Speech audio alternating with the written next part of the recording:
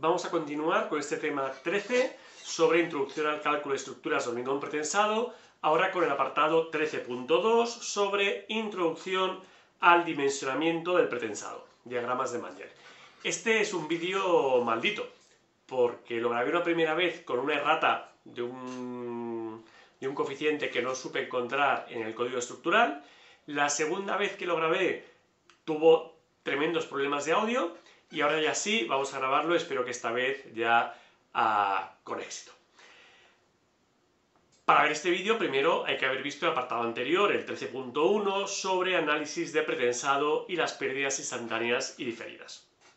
Una vez que ya hemos visto esos conocimientos, podemos pasar a ver cómo se dimensiona el pretensado y qué son y cómo se encuentran los diagramas de Manger, que es la clave del dimensionamiento del pretensado. Entonces me voy a hacer un poco más pequeño para que podáis ver aquí ya todas las diapositivas.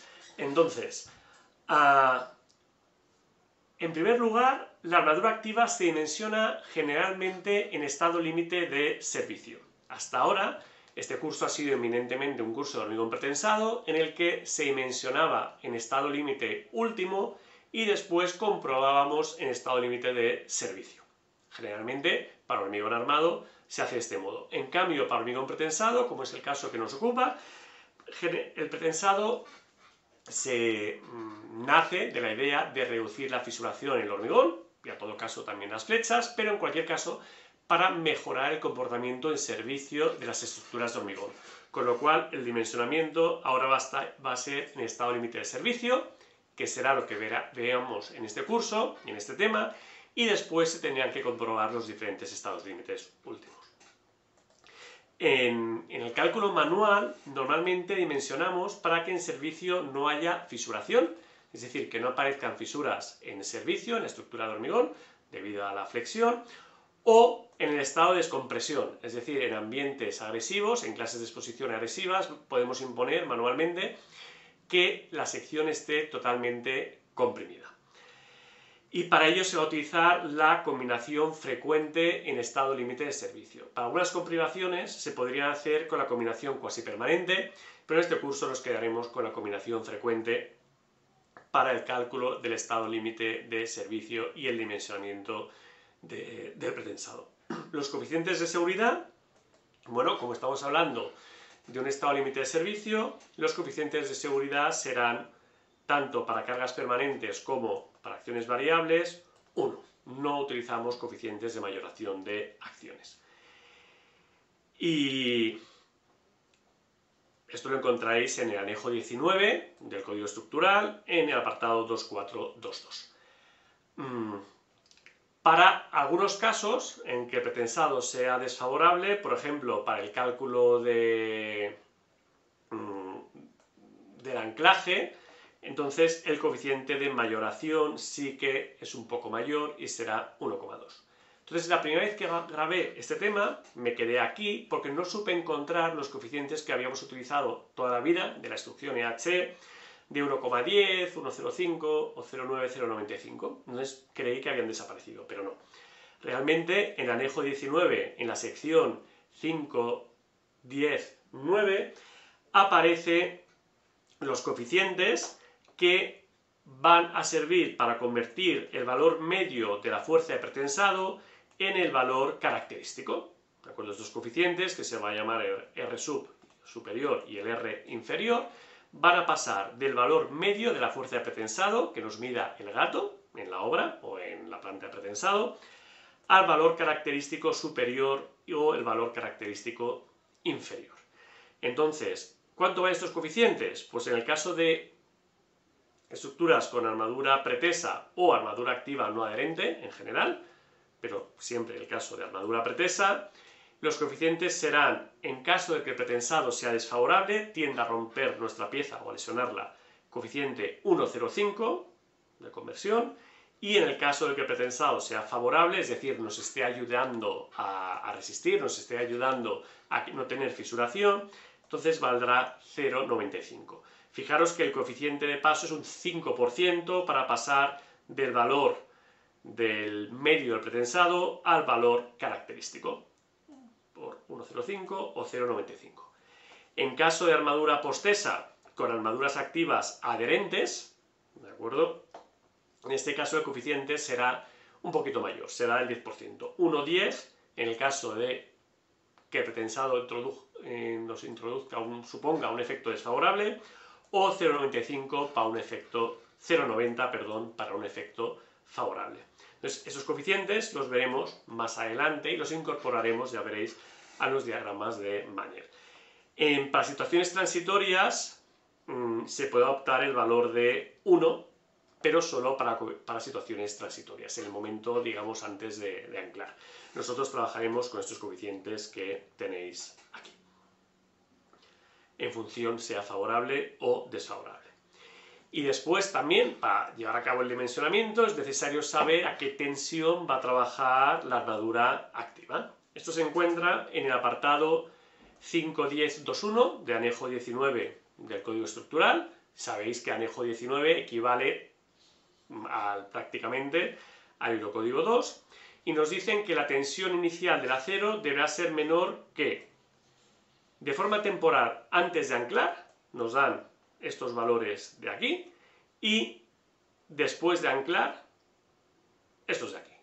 ¿Cuánto valen? Fijaros, de forma temporal antes de anclar, es decir, cuando estamos estirando de los alambres o de los tendones, de los cordones, y todavía no se ha anclado, se puede llegar a una tensión máxima de 0,80 veces la carga unitaria de rotura característica. Esta FPK, carga unitaria de rotura, valor característico, es la tensión última del acero de la armadura activa, es decir, la tensión que produciría la rotura. Sería esta tensión de aquí, la máxima sería esta de aquí, y podemos ir hasta un 80% de forma temporal antes de anclar, o a un 90% del límite elástico, que se define en este caso como aquel que genera una tensión, una deformación remanente del 0,1%. Es decir, si aquí hiciéramos no un 0,2, este sería el límite elástico convencional con el que hemos trabajado hasta ahora, pero la norma nos dice que para estos valores hay que trabajar con la tensión remanente del 0,1%, sería la mitad. Hacemos una paralela al origen y en la intersección tendríamos este límite elástico definido con este criterio y podríamos llegar a un 90%. Esto sería de forma temporal, y la tensión inicial después de anclar, pero antes de las pérdidas a largo plazo, podríamos llegar a un 70% de la carga unitaria de rotura o al 80% de este límite elástico definido con una deformación remanente del 0,1%. ¿Vale? Fijaos, son unos valores un poquito inferiores en este caso que en el primer caso. En caso de que el aplicador del pretensado disponga de un distintivo de calidad oficialmente reconocido, se podrían subir estos valores un poquito, un 5%, hasta un 0,85 y un 0,95, de forma temporal antes de anclar, y después de anclar a un 0,75 y un 0,85, un poquito valores más elevados. Los normales serían, los habituales serían estos de aquí, y por ejemplo, para un acero I1860C, en que el valor F sub P, K, la tensión unitaria, la carga unitaria de rotura, es 1860 newtons milímetro cuadrado, 1860 megapascales, entonces este límite elástico puede considerarse aproximadamente del entorno del 85%, con lo cual valdría 1580 newtons milímetro cuadrado. En cualquier caso, estos dos valores los certificará el proveedor del acero, de la armadura activa, y la tensión máxima, pues en función del valor de 0,80 de FPK o el 0,90 del límite elástico, pues valdría entre 1488 y 1422 newtons milímetro cuadrado. Hay que adoptar el valor inferior, por lo tanto, como mucho, antes de anclar, podríamos llevar este acero y 1860C a 1422 newtons milímetro cuadrado.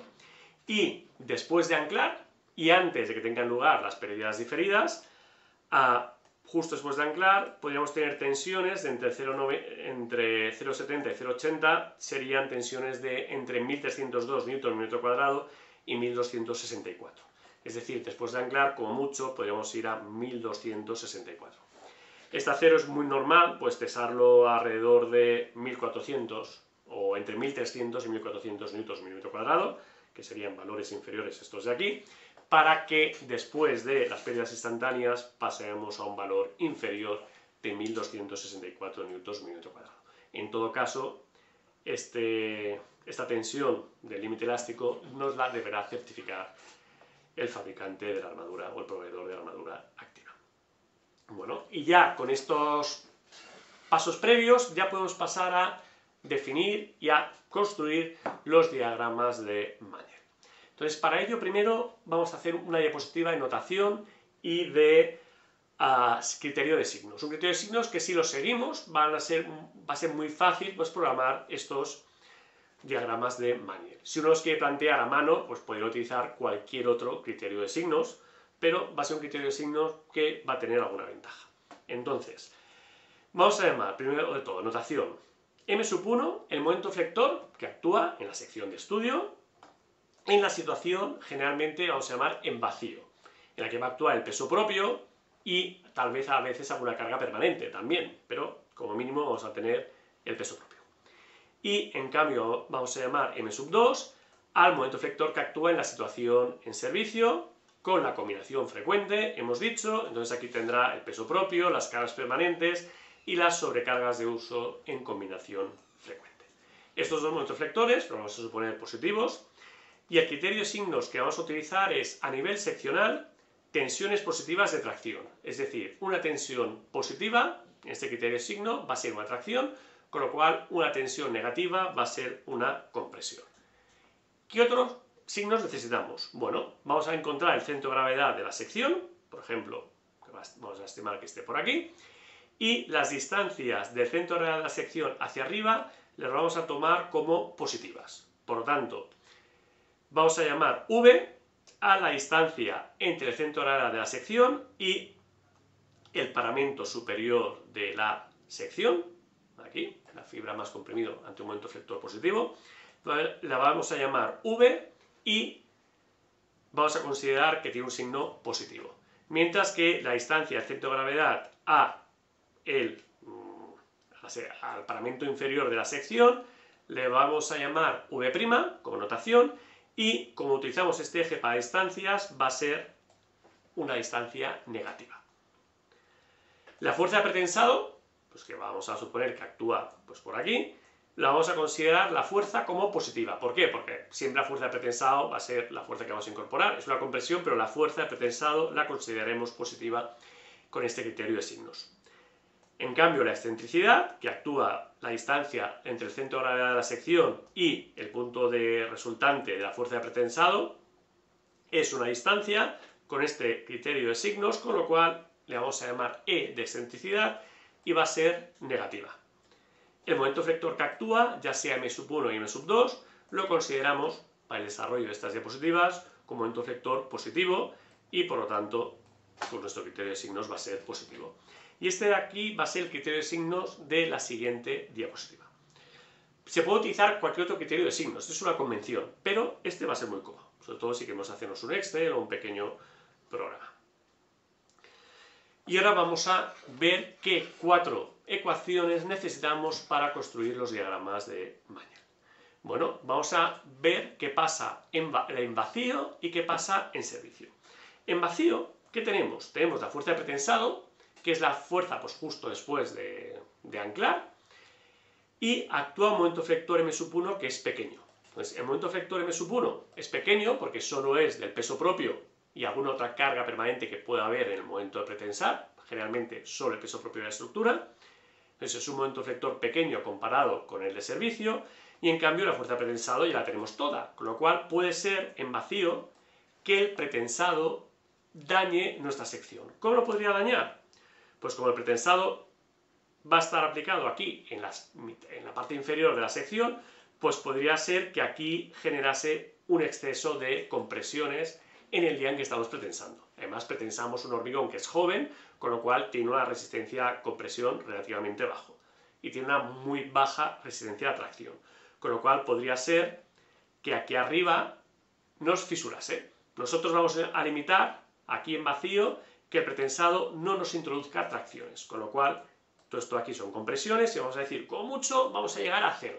Sería posible permitir llegar en el momento de pretensar hasta la resistencia a tracción media del hormigón, a la de flexotracción, a la edad de pretensado, o incluso permitir cierto ancho de fisura.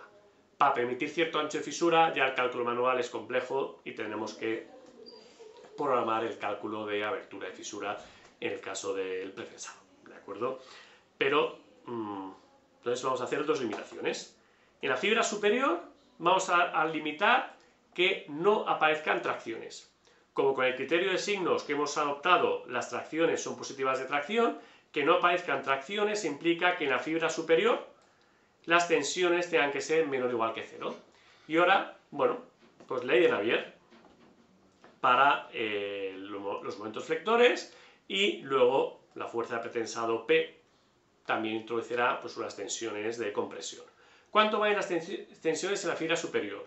Pues serán P partido por el área, suponiendo que P actuase en el centro de gravedad, y luego aparece un momento flector que vale P por E, P por la excentricidad, P por E.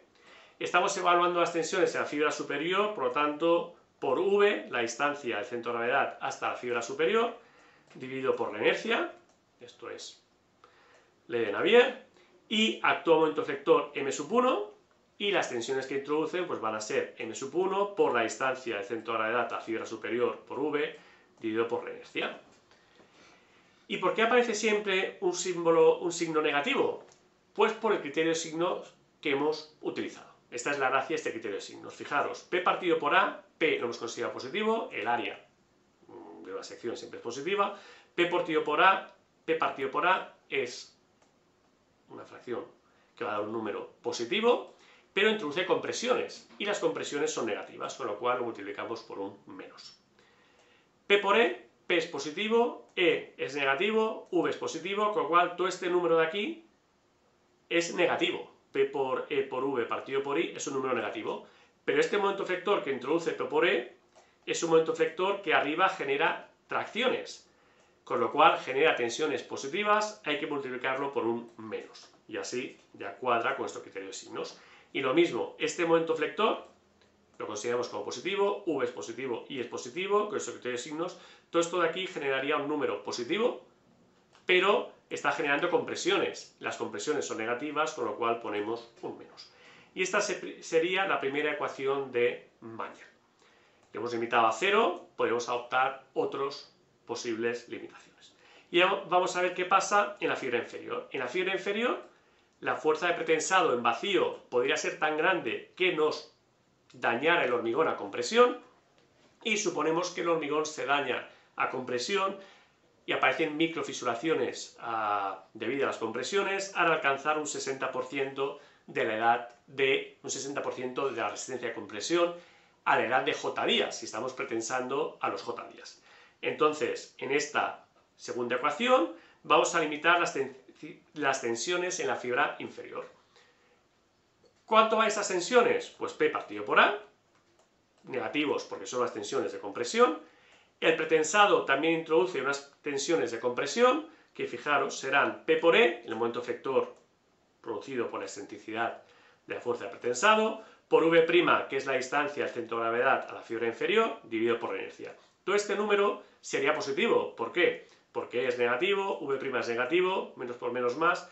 Este número, por tanto, sería positivo y estamos introduciendo compresiones, con lo cual hay que poner un menos delante. Y por último, el término del momento flector. M1 genera tracciones, V' es negativo, con lo cual menos por este menos genera tracciones, que es tensiones de tracción que serían positivas. ¿De acuerdo? Fijaos que este criterio de signos sirve para que siempre en las ecuaciones de Mayer tengamos un menos y no haga falta pensar, o directamente el programa, si se lo hemos introducido bien, pues va a calcularlo bien. Y aquí que queremos tener compresiones, pero que no sean excesivas. Entonces, el máximo de tensiones que podemos tener va a ser un 60% de la resistencia a compresión a la edad de pretensar, y como las compresiones son negativas en este caso, pues imaginaos, si este valor fuera 20 megapascales en momento de pretensar, 0,6 por 20 tendríamos 12 newtons milímetro cuadrado. Nosotros queremos que las tensiones de compresión no sean mayores, en números negativos, o sea, sean mayores a menos 12 newtons milímetro cuadrado, ¿vale? Con lo cual queda con este signo. Y después en servicio nos van a salir dos limitaciones más. En servicio actúa el momento efector M2 y tenemos que limitar las compresiones. Va a venir un momento M2, este momento M2 es grande, es el momento que ya tiene la combinación frecuente, todas las sobrecargas de uso de combinación frecuente y las cargas permanentes que actúan en nuestra estructura, y puede ser que M2 sea muy grande y nos dañe el hormigón a compresión, ya considerando la edad de 28 días en general, o que al llegar a M2 aparezcan tracciones que lleguen a fisurar.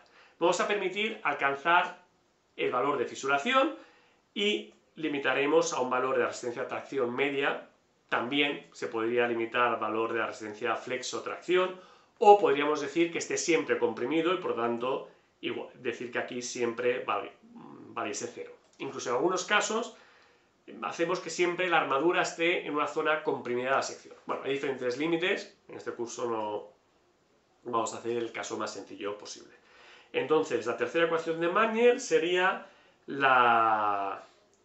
limitar las tensiones en la fibra superior, que valdrán P partido por A, el momento efector que actúa debido a la fuerza de pretensado, P por E por V, la distancia del centro de gravedad a la fibra superior, partido por I, y el momento efector M2 por V partido por I. Y en este caso lo que queremos es no superar las tensiones de compresión del hormigón. Pues en este caso, si el hormigón fuera un hormigón de 50 megapascales, pues 50 a 28 días por 0,6 a 30 megapascales, pues querríamos tener valores superiores a menos 30 megapascales, es decir, que la tensión de compresión variese menos 30, menos 29, menos 28, menos 27 newtons milímetro cuadrados, ¿vale? Por el criterio de signos. Y en la fibra superior vamos a permitir llegar al valor de la resistencia a tracción media del hormigón. Evaluamos en la fibra inferior, que será esta distancia V', y aplicando pues, las tensiones que vienen del axil, P partido por A, y de Navier, suponiendo el momento P por E y el momento M2, aquí vamos a imponer que las tensiones sean positivas, es decir, podamos tener tracciones, pero limitadas a la resistencia a tracción del hormigón o el valor de la resistencia media flexo-tracción, ¿vale? Hay diferentes posibilidades, o incluso podríamos decir que siempre estuviera la sección comprimida. Y fijaros que nos han dado 1, 2, 3 y 4 inecuaciones, ¿de acuerdo? Porque todos estamos hablando de inecuaciones, y estas 4 inecuaciones las podemos expresar como P por E en función de P. ¿Por qué? Podemos jugar con estas inecuaciones para dibujarlas, para determinar los diagramas de Magne. Antes de eso, comentar que, claro, en vacío la fuerza de pretensado es desfavorable, porque en vacío el pretensado nos puede producir microfisuraciones en el hormigón a compresión, o puede producir que aparezcan tracciones y nos fisure el hormigón en vacío, que aquí arriba no tendería a fisurar si no fuera por pretensado.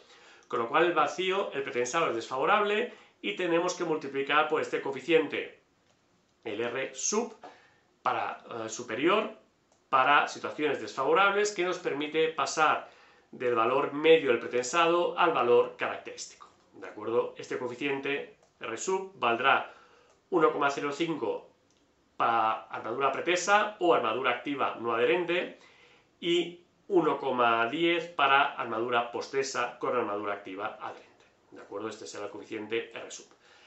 En cambio, en situación de servicio, el pretensado es favorable. El pretensado lo ponemos para ayudarnos en la situación de servicio. No lo necesitamos en vacío, pero sí en servicio.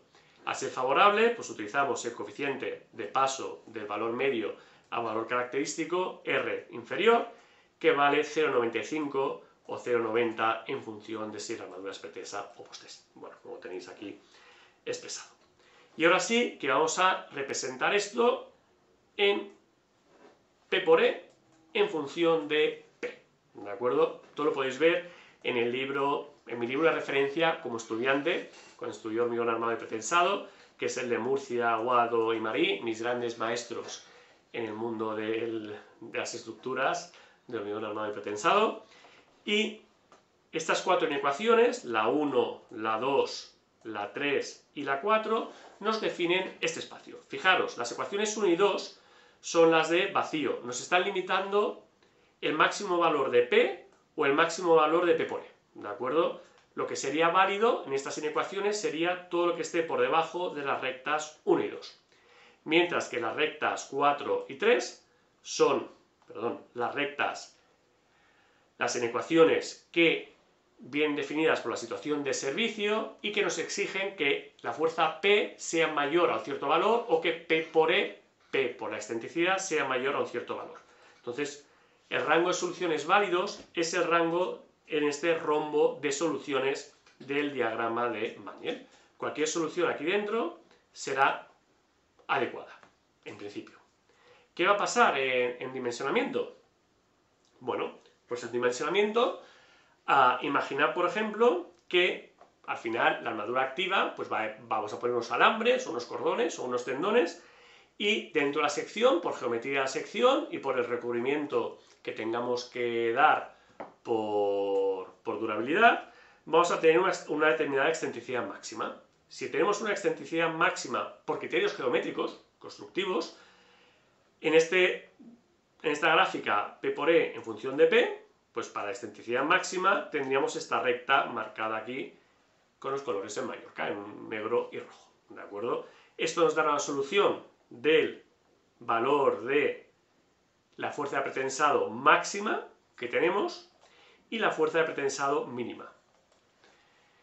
Bueno, ¿la solución será válida? Pues depende. Podríamos pretensar, para después de anclar, tener la fuerza de pretensado máxima, pero vamos a tener unas pérdidas instantáneas y diferidas, ¿de acuerdo? Entonces, con las pérdidas podría ser que la fuerza de pretensado se fuera perdiendo y a largo plazo venir a una situación por aquí fuera del rombo de soluciones.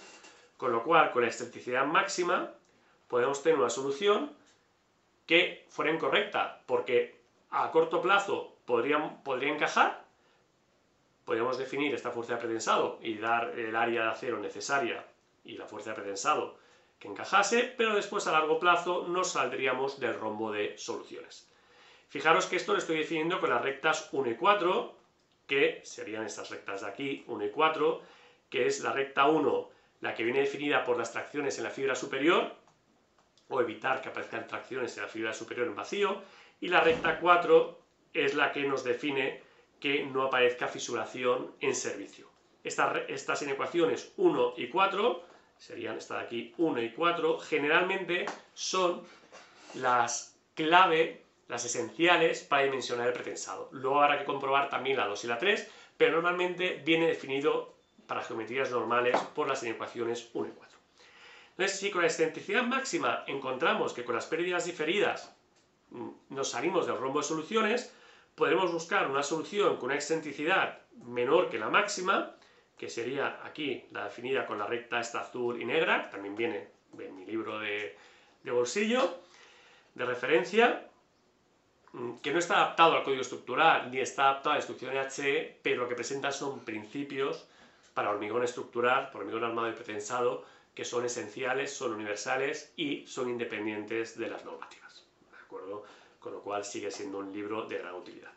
Con una excentricidad menor, ¿qué encontramos? Encontramos, fíjense aquí, que necesitaremos poner una fuerza de pretensado mayor, una Pmax mayor, lo cual implica más dinero porque implica una mayor cuantía de armadura activa, pero después el rango que tenemos, el intervalo que tenemos entre el Pmax y el Pmin es mucho mayor, con lo cual tenemos mucho más rango para las pérdidas diferidas, ¿de acuerdo?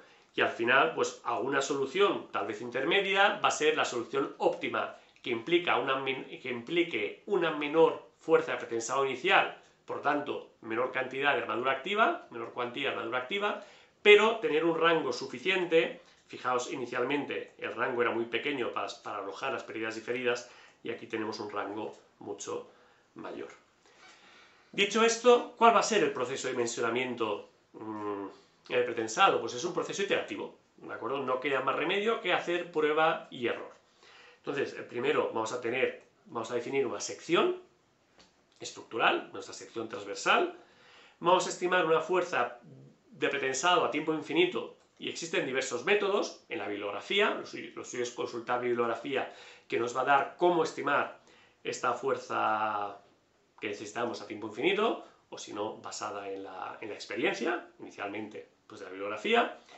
Y vamos a estimar pues, una fuerza inicial en función de las pérdidas instantáneas y diferidas, pues en torno de 1,2-1,5 veces la fuerza infinita.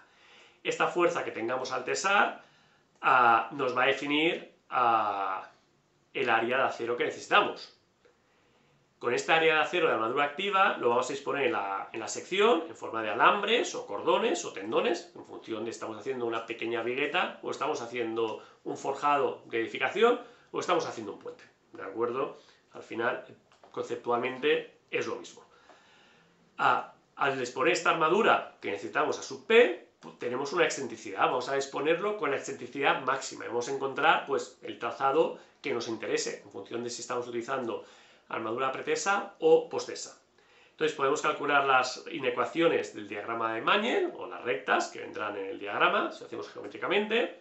Encontraremos los valores de Pmin y Pmax. Pmax podría ser la fuerza inicial que demos, y después tenemos las pérdidas, con lo cual, una vez que tenemos Pmin y Pmax, calculamos las pérdidas de pretensado, y vemos si, tesando con el valor de Pmax, la fuerza a tiempo infinito encaja con el máximo valor que tenemos, el valor mínimo. Si no es así, pues vamos a tener que iterar hasta llegar a una solución que vale. Normalmente, pues hacemos el cálculo inicial para las secciones críticas, para centro luz y sobre apoyo sería un efecto negativo, pero luego al final tenemos que verificar pues, las secciones críticas y también secciones intermedias en función de la geometría de nuestro trazado del pretensado. En este curso no vamos a llegar a realizar todo este cálculo de todo este proceso de dimensionamiento, sino que iremos a comprobar alguna sección crítica de forma sencilla. Nos interesa entender el proceso, no aplicarlo, que de forma manual es complejo y al final siempre utilizaremos, o casi siempre utilizaremos software que nos ayudará en el proceso iterativo. La verificación final, pues fijaros, en la verificación final vemos las mismas ecuaciones que hemos visto antes, las ecuaciones del diagrama de Mañel, pero ahora la fuerza de pretensado, la inicial, pues será la que tengamos pues, en vacío pues, justo después de transferir la fuerza de pretensado, mientras que en servicio ya tenemos calculadas las pérdidas diferidas y utilizaremos la fuerza de pretensado a tiempo infinito, después de las pérdidas a largo plazo. Y tenemos que verificar para todas las secciones de nuestra estructura, digamos, que cumplimos estas 4 inecuaciones. Y hasta aquí el proceso de dimensionamiento y esta introducción al dimensionamiento del pretensado. Ahora ya sí que podemos seguir con el siguiente vídeo y el apartado 13.3 sobre el núcleo límite y núcleo central. Muchas gracias por vuestra atención.